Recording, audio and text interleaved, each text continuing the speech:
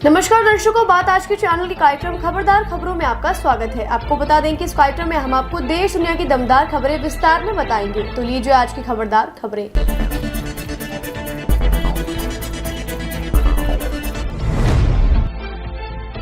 दिग्गज उद्योगपति रतन टाटा का कल देर रात मुंबई के एक अस्पताल में निधन हो गया। उनके निधन से कारोबारी से लेकर मनोरंजन, राजनीति, खेल जगत तक शोक पसर गया है।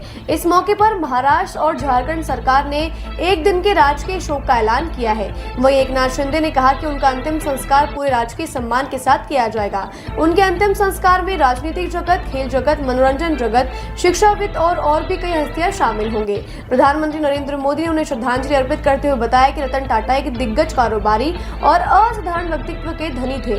उनके निधन से वैश्विक कारोबार को बहुत क्षति हुई है। प्रधानमंत्री नरेंद्र मोदी 10 और 11 अक्टूबर को लाओस की यात्रा पर रहेंगे। यह यात्रा लाओस पीपल्स डेमोक्रेटिक रिपब्लिकन के प्रधानमंत्री सोनेक्से सिम्फाडन के खास निमंत्रण पर हो रही है। पीएम मोदी इस दौरान 21वें आसियान भारत शिखर सम्मेलन और 19वें पूर्वी एशिया शिखर सम्मेलन में भाग लेंगे। लाओस इस समय आसियान की अध्यक्षता कर रहे हैं। लाओस रवाना होने से पूर्व मोदी ने कहा कि यह एक विशेष वर्ष है क्योंकि हम अपनी एक्ट ईस्ट नीति के एक दशक पूरे कर रहे हैं, जिसके कारण हमारे देश को काफी लाभ हुआ है। गुजरात के सूरत जिले में नवरात्रि के दौरान दोस्तों के साथ घूमने निकली एक 17 वर्षीय लड़की से 3 लोगों ने कथित रूप से सामूहिक बलात्कार किया। पुलिस ने बताया कि मामले में 2 संदिग्धों को गिरफ्तार कर लिया गया है। पुलिस अधिकारी ने बताया कि दोनों आरोपियों को पकड़ने के लिए पुलिस को गोलियां चलानी पड़ी। हालांकि इस दौरान कोई घायल नहीं हुआ। पुलिस अधीक्षक ने बताया कि मंगरोल तालुका में वो मोटा बोरासरा गांव के बाहरी हिस्से में एक सुनसान इलाके में नाबालिग लड़की के साथ बुधवार को दुष्कर्म किया गया है। यह घटना स्थल कोसंबा थाना क्षेत्र में आता है। आपको बता दें, कुछ दिन पहले बड़ोदरा के भी बाहरी इलाके में एक अन्य नाबालिग लड़की के साथ सामूहिक बलात्कार की खबर सामने आई थी। वो लड़की भी अपने दोस्तों के साथ बाहर गई थी। अमेरिका के पूर्व राष्ट्रपति डोनाल्ड ट्रंप ने एक बार फिर मोदी को सबसे अच्छा इंसान बताते हुए कहा कि वे उनके सबसे अच्छे दोस्त हैं। ट्रंप ने फ्लैग्रेंट पोस्टकार्ड्स के दौरान एक सवाल के जवाब में टिप्पणी की है। इस दौरान उन्होंने 2019 में टेक्सास में आयोजित हाउडी मोदी कार्यक्रम को याद किया और उसमें बोले थे कि मैं और मोदी थे और ये खूबसूरत था, जो 80,000 लोगों की सभा थी। उन्होंने कहा कि नरेंद्र मोदी के साथ उनके बहुत अच्छे संबंध हैं। इससे पहले भी ट्रंप कई बार मोदी की तारीफ कर चुके हैं। सुरक्षा मामलों से जुड़ी कैबिनेट समिति ने भारत की सैन्य शक्ति को बढ़ाने के मकसद से अमेरिका से 31 प्रीडेटर लॉन्ग एंडोरेंस ड्रोन की खरीद और परमाणु ऊर्जा से संचालित 2 पनडुब्बियों के स्वदेशी निर्माण संबंधी सौदे को हरी झंडी दे दी है। रक्षा मामलों की कैबिनेट समिति ने कुल 80,000 करोड़ के सौदे को मंजूरी दी है। 2 पनडुब्बियों के मिलने से हिंद महासागर क्षेत्र में नौसेना की ताकत कई गुना बढ़ गई है। सूत्रों के अनुसार विशाखापट्टनम में शिप बिल्डिंग सेंटर में 2 पनडुब्बियों के निर्माण का सौदा लगभग 45,000 करोड़ रुपए का है और इस लार्सन एंड रोबो जैसे निजी क्षेत्र की फर्मों की प्रमुख भागीदारी होगी।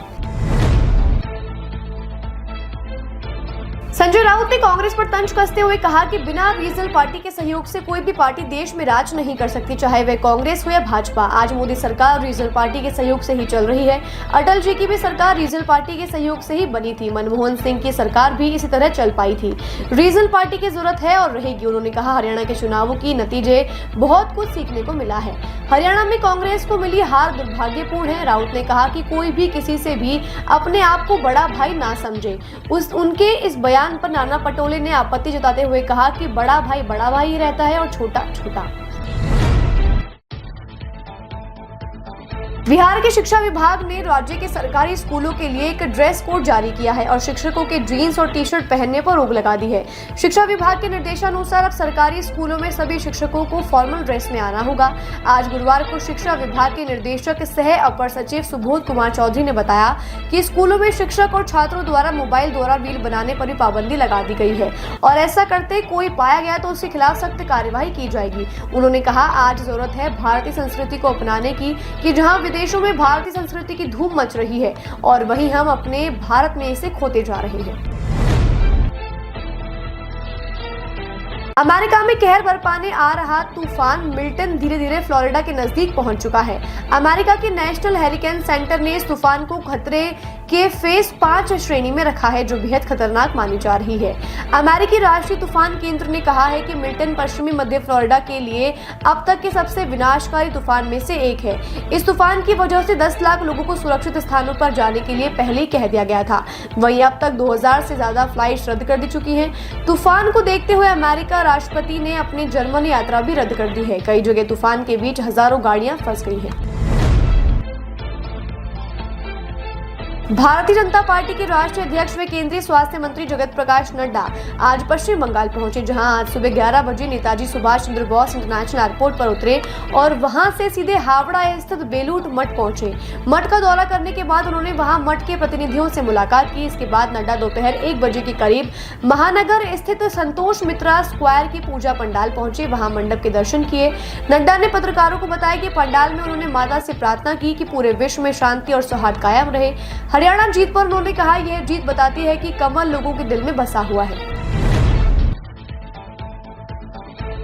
हरियाणा विधानसभा चुनाव में हार के बाद कांग्रेस ने ईवीएम पर सवाल खड़े किए हैं। इसको लेकर एआईएमआईएम के प्रमुख असदुद्दीन ओवैसी ने कांग्रेस पर निशाना साधते हुए कहा कि जब जीत जाओ तो ईवीएम ठीक है और हार जाओ तो खराब। उन्होंने कांग्रेस पर निशाना साधा और कहा कि हरियाणा में भाजपा को हारना चाहिए था, लेकिन कांग्रेस ऐसा नहीं कर पाई। उन्होंने कांग्रेस की आलोचना करते हुए कहा, ईवीएम को दोष देना बहुत आसान है।